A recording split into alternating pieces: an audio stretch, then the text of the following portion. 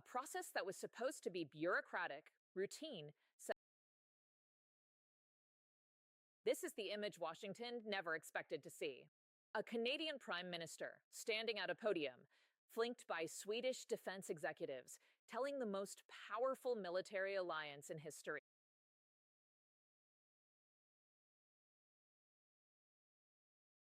No, not we'll reconsider, not we need more time, not the usual diplomatic softening that allies use when they want to quietly comply without appearing weak. A flat, unambiguous no. And the Pentagon's response? According to multiple sources close to the negotiations, the reaction inside the Defense Department was described as nothing short of stunned fury. Because this wasn't supposed to happen. Canada was supposed to sign the papers, take delivery of the F-35s, and slide back into the comfortable architecture of American-managed air power, the same architecture every close U.S. ally has accepted since the Cold War ended. Instead, Ottawa just blew a hole through the center of it. And every NATO capital is watching to see what Washington does next. As of this week, Canada's fighter jet procurement, a process that was supposed to be bureaucratic, routine, settled, has become the most consequential sovereignty confrontation inside NATO in a generation. Make no mistake, this is not a procurement dispute. This is a power struggle. And Canada just fired the first shot. Here's what just happened. Sweden's Saab Corporation formally presented Ottawa with a proposal that goes far beyond selling Canada a fighter jet. They're offering to build them here. 12,600 Canadian jobs. Technology transfer. Final assembly on Canadian soil. A partnership with Bombardier. The entire industrial architecture of a world-class defense program delivered to Canada, controlled by Canada, owned by Canada. And here is the number that is breaking Washington's brain. 12,600 jobs. Not 5,000. Not a vague promise of economic benefits. 12,600 direct manufacturing and research positions, promised in writing, tied to a contract Canada could sign tomorrow. That is not a sales pitch. That is an ultimatum dressed as an offer. Within days of that proposal becoming public, the Pentagon moved. Not through formal diplomatic channels, not through a press conference, through private warnings, pointed, deliberate, and unmistakably threatening, delivered directly to Canadian officials. The message, according to sources familiar with the discussions, choose the gripe in, and there will be consequences. Ottawa's response? The review process continued without pause. Canada did not blink. To understand why this moment is so explosive, we have to go back to how Canada ended up here. Canada's CF-18s are aging out. The replacement process has been dragging for over a decade, a bureaucratic nightmare of competing bids, political interference, and endless reassessments. The F-35 was always the assumed conclusion. It was baked in. The Americans expected it. NATO expected it. Even most Canadian defense analysts expected it. Then two things happened simultaneously. First, the projected cost of the F-35 contract ballooned by $8 billion in just 3 years. Prime Minister Mark Carney ordered a full reassessment. That alone would have been manageable. Cost overruns are common in defense procurement. But the second thing was far more dangerous to Washington. Carney's government started asking a question that close American allies almost never ask out loud. What do we actually give up when we buy American? And the answer they found was disturbing. Here's what nobody is reporting.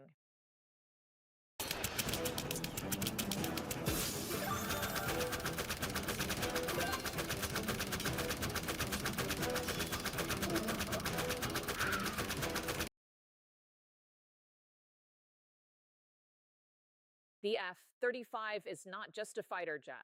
It is a subscription service to American military authority. Let's get technical about this, because the details matter enormously and the mainstream defense media has consistently buried the lead. When Canada buys F-35s, it does not own them in any meaningful operational sense. The software that runs the aircraft, the mission planning systems, the electronic warfare databases, the weapons integration protocols, the upgrade pathways, all of it flows through American-managed infrastructure. Software updates require U.S. authorization. Mission data is processed through American-controlled networks. If Washington decides, for any political reason, to slow roll an upgrade cycle or restrict certain capabilities, Canada has no recourse. None. The aircraft sits in a Canadian hangar. It wears Canadian markings. Canadian pilots fly it. But the nervous system of that aircraft, the thing that makes it lethal and effective, remains under American custody. The Gripen changes every single variable in that equation. Once Sweden delivers a Gripen fleet, Canada owns it completely. The software is transferred. The upgrade pathways are national. The weapons integration decisions are made in Ottawa, not Washington. Mission data stays inside Canadian systems. If Canada decides to integrate a new weapon, a new sensor, a new electronic warfare package, it does not need to ask permission from anyone. That is what is terrifying the Pentagon. Not the radar cross-section of the Gripen versus the F-35. Not the flight performance data. Not the range or payload numbers. The independence. But here's where it gets worse for Washington. This crisis is now exploding on multiple fronts simultaneously, and each front is feeding the others. Front 1, the sovereignty front. Canada has explicitly, publicly framed this decision as a question of operational sovereignty. Canadian leaders have stated, in terms rarely spoken aloud by close American allies, that air sovereignty will remain under national control. Full stop. That declaration landed in Washington like a grenade. Because the United States has spent 30 years building an alliance architecture where surface-level sovereignty is preserved while operational dependency is quietly maintained beneath it. Every NATO ally flies its own flag. Every NATO ally has its own Air Force command structure. But the software, the data, the sustainment networks, the upgrade schedules, those flow through American systems. Canada just said, we see the architecture. And we're not sure we want to live inside it anymore. Front 2, the NORAD front. U.S. Ambassador Pete Hoekstra did not mince words. Speaking publicly, he warned that Canada's plan to acquire 88 F-35s directly impacts continental defense and that any reduction would require the United States to compensate, potentially by increasing American fighter operations inside Canadian airspace. Read that again slowly. The United States is telling Canada that if Canada exercises its sovereign right to choose its own fighter aircraft, America may respond by flying more military jets through Canadian skies without Canadian approval. Under NORAD, both nations have cross-border intercept authority. That framework was built on mutual trust across decades of cooperation. Washington just weaponized it as a threat. Front 3, the economic pressure front. This confrontation is unfolding against the backdrop of Donald Trump's tariff threats against European allies, including, pointedly, threats involving Canadian trade. Defense cooperation has merged with economic coercion into a single pressure campaign. Ottawa is being squeezed from every angle simultaneously by American jets, accept American conditions, or face consequences in your trade relationships, your defense partnerships, and your continental security posture. Canada's response to all three fronts has been the same. They kept reviewing the Gripen. Front 4, the industrial front. The Saab Bombardier partnership offer transforms this from a defense procurement into a national industrial policy question. The F-35 deal delivers aircraft. The Gripen deal delivers an aerospace manufacturing ecosystem. 12,600 jobs is not a minor consideration when Canada is navigating trade tensions and economic uncertainty. It is, in many ways, the most politically durable argument for the Gripen, one that cuts across party lines and that no Canadian politician can easily dismiss. Washington understands this. Do not wait until you have dry lips to start treating them. Once your lips get dry, they become even more sensitive. I recommend Blistex. Hello, my name's Anthony Norman. I'm here at... Sorry. You can do it again. Okay. Rockin' grandmama, sorry. This is my first day here.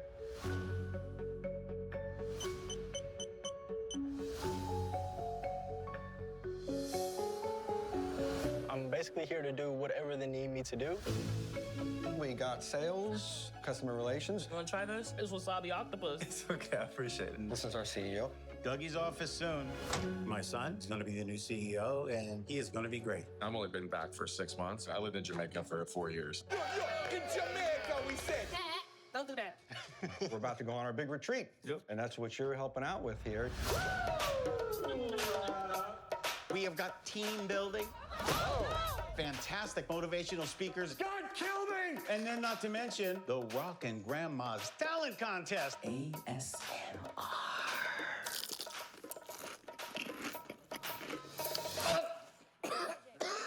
I work remote, but Doug's last retreat before he dies. No, he's not sick. He's retiring. Not because he's dying? No. Well, that's good. That is why the pressure has been so intense. The reactions across different camps reveal exactly how seismic this moment is. Inside NATO, the response is being watched with barely concealed fascination. Finland and Norway, both of whom operate or are transitioning to American platforms, are tracking this situation with intense interest. Multiple European defense ministries have quietly requested detailed briefings on the Gripen's operational independence architecture. The question being asked in those briefings, if Canada demonstrates that full sovereignty is compatible with NATO interoperability, what does that mean for our own procurement decisions? That is the domino Washington is desperately trying to prevent from falling.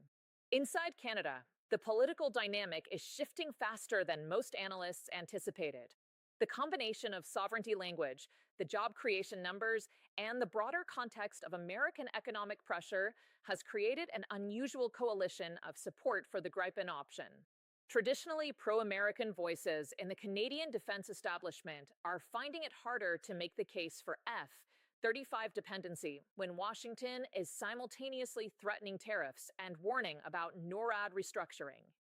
Inside the defense industry, Saab is executing this campaign with remarkable precision. The 12,600 job number was not accidental. It was calculated to land at a politically optimal moment when Canadian-American relations are strained, when cost overruns on the F-35 have given Carney's government political cover for reassessment, and when the broader question of strategic autonomy is actively being debated across Western democracies. And in Washington, sources describe a reaction that goes beyond standard diplomatic frustration.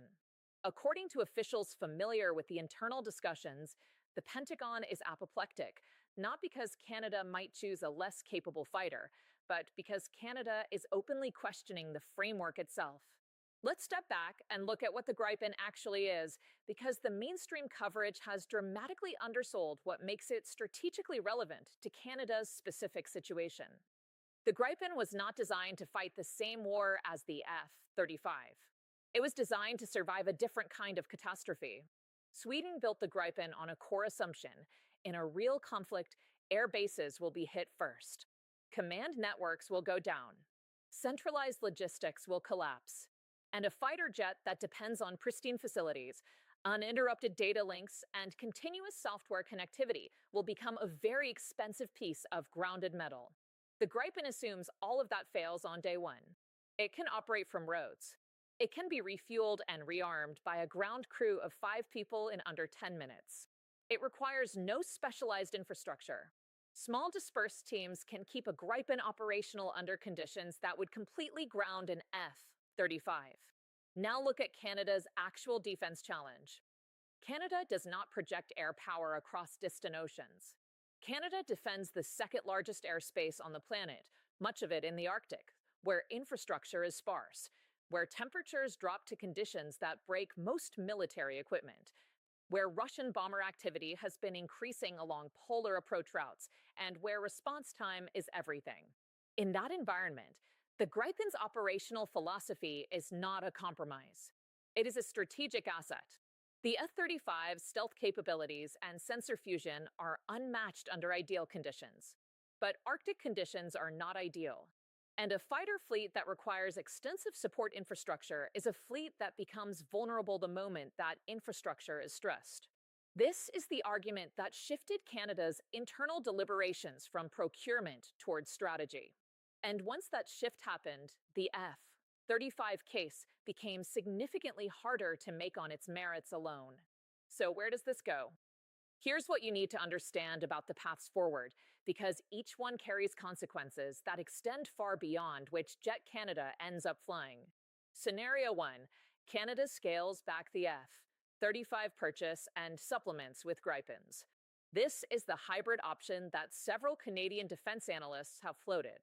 A smaller F-35 fleet for high-end integration with American and NATO strike operations, combined with a Gripen fleet for Arctic sovereignty and distributed operations. Washington would react badly. The reduced F-35 numbers undercut the industrial and strategic arguments for the program, but Canada would retain the core alliance relationship while establishing operational independence. Scenario 2, Canada pivots fully to the Gripen. This would be historically unprecedented for a core American ally. It would trigger a genuine crisis in the US-Canada defense relationship. NORAD would require restructuring. Intelligence sharing arrangements would come under review. The political pressure from Washington would be enormous. But the precedent it would set for Finland, for Norway, for future NATO members would reshape alliance politics permanently. Scenario 3, Canada bends, accepts the F-35 on modified terms. Washington would present this as a victory. But the damage to the relationship has already been done. The fact that Canada publicly questioned the architecture, that Canadian leaders used the word sovereignty in this context, cannot be unquestioned. The conversation has been opened. Other allies have heard it. The most likely outcome is a negotiated middle path that allows both sides to claim partial victory. But the significance of this moment does not hinge on which aircraft Canada ultimately chooses. It hinges on the fact that Canada asked the question. Subscribe to this channel right now. Hit the notification bell, because in the next 60 days, Canada's final procurement decision is coming, and when it lands, the fallout across NATO is going to be unlike anything we have seen in decades. We are going to see Washington's response in real time. We are going to watch whether other allies follow Canada's lead or fall back into line. And we are going to cover every development the moment it breaks. This is not speculation. This is the story of whether alliances in the 21st century are partnerships, or whether they are hierarchies with better branding. The history books will record this moment as the day a close American ally looked at the architecture of post-war dependence and said, "We see it." And we're choosing differently. Whether Canada follows through is one question. Whether the world was watching, that question is already answered. You've always been the rock. Now, it's your time. National University offers flexible online and hybrid programs to help you get to where you're meant to be. National University. Start the year of you at nu.edu.